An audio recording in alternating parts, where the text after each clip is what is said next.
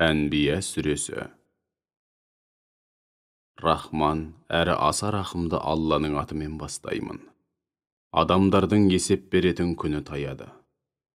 Алайда олар сонда да ақиқаттан сырт айналған күйі ғапылдықта жүр.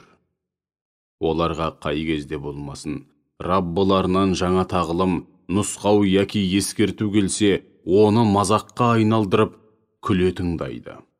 Олардың жүректері де ойын күлкіге құмар. Сонымен қатар, Аллаға серік қосып, ең үлкен зұлымдыққа барған залымдар, бұл да өздерің сияқты адам баласы емес пе? Олай болса, қалай ғана көріп тұрып, сиқырға ересіңдер деп құпия түрде өзара күбірлеседі.